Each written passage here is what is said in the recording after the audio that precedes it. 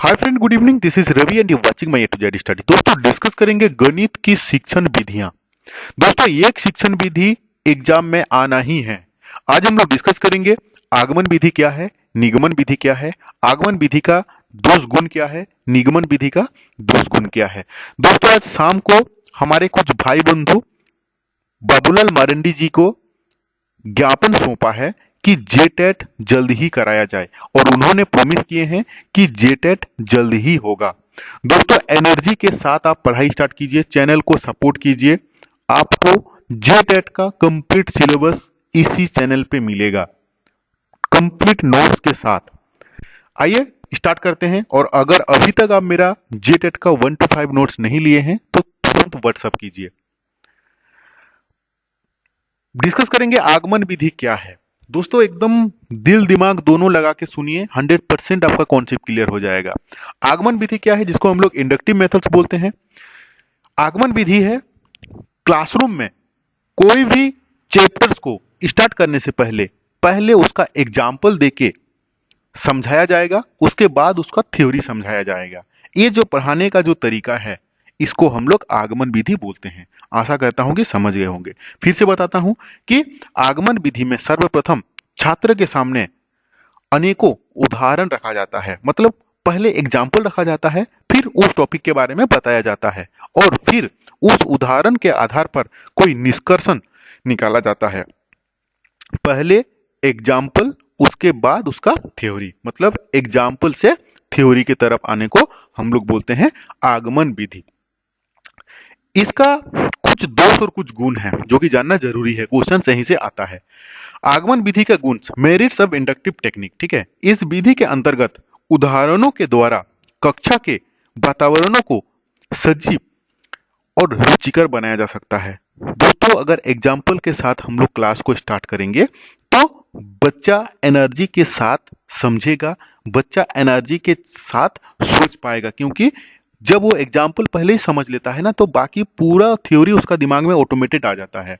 तो इसीलिए वो क्या होता है ना, सजीव हो जाता है, मतलब क्लासरूम पूरा एक्टिव हो जाता है। ये उसका एडवांटेज है। इस विधि में छात्र अध्ययन करने में रुचि लगाते हैं, इसमें इंटरेस्ट लगाते हैं। इस मेथड में जब टीचर क्लास लेते हैं, पढ़ाते हैं इसी माध्यम से, आगमन विधि से, तो बच्चा क्या होता है, रुचि लेता है, मतलब इंटरेस्ट लगता है उसको सीखने में। इस विधि में छात्र तर्क के आधार पर किसी निष्कर्ष पर पहुंचता है। मतलब इस विधि में क्या होता है, बच्चा अपना लॉजिक से तर्क करता है, क्योंकि एग्जाम्पल के साथ वो क्या करता है, दूसरा एग्जाम्पल को कोरिलेटेड करता है।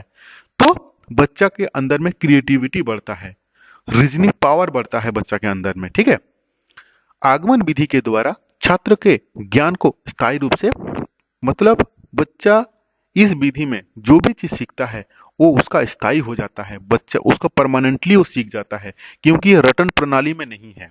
ये आपका चाइल्ड सेंट्रिक एजुकेशन के आधार पे ही है कि करके सीखना है। मतलब कुछ भी एग्जाम्पल को लेने के बाद ही वो थ्योरी की तरफ जाता है, तो उसके अंदर में क्रिएटिविटी बढ़ता है, बच्चा उसको परमानेंटली सीख लेता है।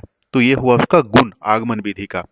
अभी हम लोग आते हैं आगमन विधि का कुछ दोष भी है, कुछ डिमेरिट्स ऑफ इंडक्टिव टेक्निक। ठीक है, आगमन विधि में अध्यापक को उदाहरण देने के लिए कला की मतलब टीचर के अंदर में वो टैलेंट रहना चाहिए कि कुछ भी टॉपिक को स्टार्ट करने से पहले उसको एग्जाम्पल से उसको थ्योरी की तरफ जाए। तो ये टैलेंट रहना चाहिए टीचर्स के अंदर में। इसके अंतर्गत अनेक प्रकार के उदाहरण दिए जाते हैं जिसमें कि समय नष्ट होता है। अभी क्या होता है कि इस एग्जाम्पल देने के चलते जो क्लास तो 1 घंटा का होना चाहिए वो 2 घंटा लग जाता है, मतलब टाइम टेकन आ जाता है। यहाँ पे इसका डिसएडवांटेज है। उच्च स्तरीय पर इस विधि प्रयोग नहीं हो पाता है। ये रियलिटी है कि क्लास 9, 10, 6, 7 में जब चला जाता है स्टूडेंट, उस समय आगमन विधि में नहीं पढ़ाया जा सकता है। पहले उसको थ्योरी समझाया जाता है, उसके बाद उसको एग्जाम्पल। तो ये सारा चीज इसका डिमेरिट है। ठीक है, अभी हम लोग आते हैं निगमन विधि क्या है।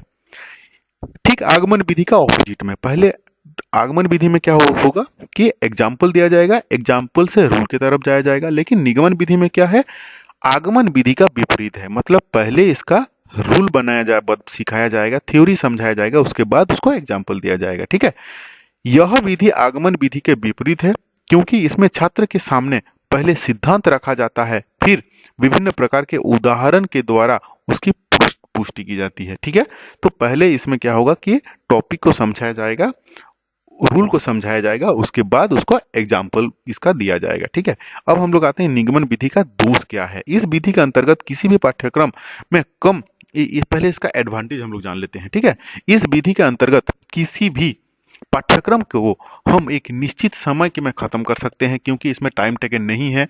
टीचर्स आया और अपना रूल को बताया, उसके बाद एग्जाम्पल समझाया, तो टाइमिंग जो है टाइम कंज्यूमिंग होता है, टाइम कम लगता है, और 2-3 उदाहरण के द्वारा हम इस सिद्धांत या नियम को पुष्टि कर सकते हैं।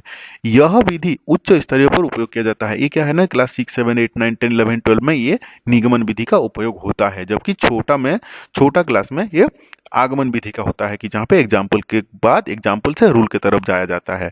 इस विधि के अंतर्गत छात्र को कम परिश्रम करना पड़ता है, क्योंकि इसमें इसीलिए कम परिश्रम करना पड़ता है क्योंकि छात्र को सोचने का जरूरत ही नहीं है, ना एग्जाम्पल पूछ रहा है, टीचर आया, अपना रूल पहले बता दिया, एग्जाम्पल दिया, कहानी खत्म हो गया। अध्यापक सरलता से इसे के अनुसार कर सकता है, और उसमें टीचर को भी इजी होता है, ज्यादा दिमाग खपाने का जरूरत नहीं पड़ता है। वो आया, टीचर आया, अपना रूल बता दिया, एग्जाम्पल दिया, कहानी खत्म कर दिया। ठीक है, तो ये हो गया निगमन विधि का गुण। अभी हम लोग पढ़ेंगे निगमन विधि का दोष क्या है। इसमें छात्र सक्रिय नहीं रहते हैं, इसीलिए सक्रिय नहीं रहते हैं क्योंकि टीचर आएगा, अपना भाषण देंगे, एग्जाम्पल देंगे, चला जाएंगे।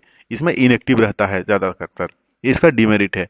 इसको बाल केंद्रित नहीं कहा जा सकता है, इसीलिए बाल केंद्रित नहीं कहा जा सकता है क्योंकि बाल केंद्रित में क्या होगा कि टीचर स्टूडेंट्स का पार्टिसिपेशन ज्यादा रहेगा चाइल्ड सेंट्रिक एजुकेशन पे, बाल केंद्रित से क्यों। लेकिन यहाँ पे बाल केंद्रित का कोई रोल ही नहीं है, टीचर्स आएंगे, भाषण देंगे, रूल समझाएंगे, एग्जाम्पल देंगे, चले जाएंगे, इसीलिए ये बाल केंद्रित में नहीं आता है। छात्र को सोचने का अवसर नहीं मिलता है, सही बात है, स्टूडेंट को सोचने का मौका ही नहीं मिलता है, ना इसमें इसको क्रिएटिविटी बढ़ेगा, ना उसका रीजनिंग पावर बढ़ेगा, कुछ भी नहीं बढ़ेगा। टीचर जो बताएंगे वो ही सुनेंगे, फिर वो चले जाएंगे। ठीक है, नेक्स्ट पॉइंट क्या है, प्राथमिक स्तर पर इसका प्रयोग किया जाना कठिन है, क्योंकि निगमन विधि में प्राइमरी लेवल में इसका यूज नहीं हो पाता है। ठीक है, तो आशा करता हूं कि आगमन विधि क्या है, निगमन विधि क्या है, आप समझ गए होंगे। बाकी विधि को हम लोग धीरे धीरे सीखते रहेंगे चैनल में।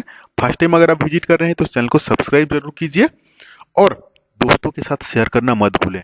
अगर अभी तक नोट्स नहीं लिए हैं तो जल्दी नोट्स ले लो, क्योंकि जेटेड एग्जाम होने वाला है और 7 लाख से ज्यादा स्टूडेंट्स एग्जाम देने वाला है। ठीक है ना, thank you for watching this video.